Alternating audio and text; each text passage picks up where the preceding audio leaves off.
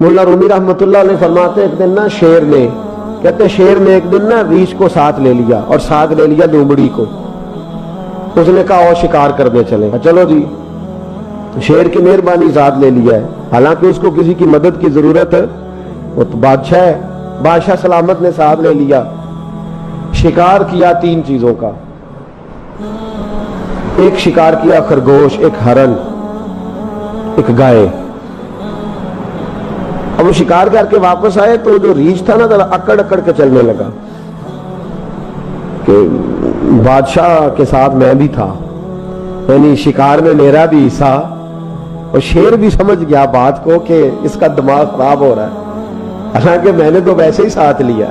وہ ریچھ صاحب بھی نا تگڑے ہو گئے، انہوں نے کہا اوہو میں ساتھ ہی تھا کہ اب بادشاہ نے تو ویسے ساتھ لیا تھا کہ چلو 2-4 آدمی مل کے. تو وہ پیر بارش شاہ صاحب رحمۃ اللہ تعالی علیہ سے کسی نے کہا کہ آپ کے جو شیخ ہیں، آپ کے مرشد ہیں، آپ کو بلا بلا کے مشورے لیتے ہیں، کام لیتے ہیں، تو آپ تو بڑے خوش نصیب ہیں. تو انہوں نے کہا ہیر ہس بولے تے دی مہربانی، ورنہ رانجے تے لاڈ ہی لڑاونے نے.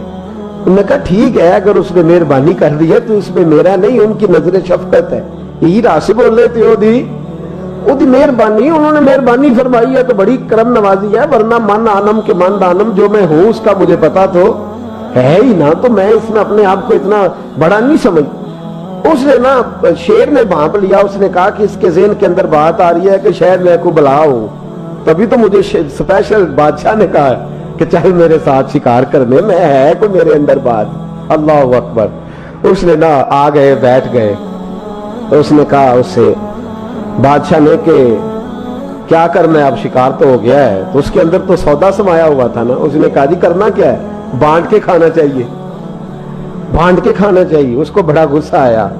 اس نے کہا اچھا تو مجھے کمزور سمجھتا ہے، میں جو چاہتا تھا کر سکتا تھا، میں نے تو عذرائے محبت تجھے عزت دی، ساتھ لے لی، یار تو بن کے ہی بیٹھ گیا ہے. اس نے کہا اچھا بانٹ کے کھانا چاہیے. کہا بالکل. کہا چلو بانٹو. پھر کیسے بانٹنا ہے؟ ہرن کا اور بکرے کا گوشت ایک جیسا ہوتا ہے، بلکہ ہرن کا زیادہ مہنگا ہوتا ہے، لذیذ ہوتا ہے. اب اس نے تقسیم کیسی کی دی، اس نے چلاکی کرنی چاہیے. کہنے لگا جی تقسیم سیدھی سی ہے، آپ بڑے ہیں، گائے آپ کی.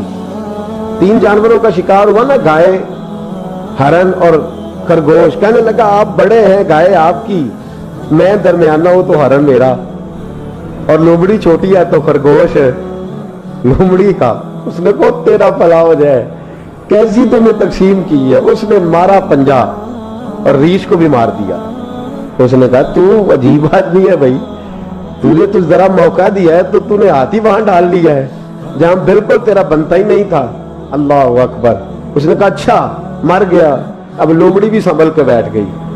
لومڑی ذرا تیز ہے، چلاک ہے.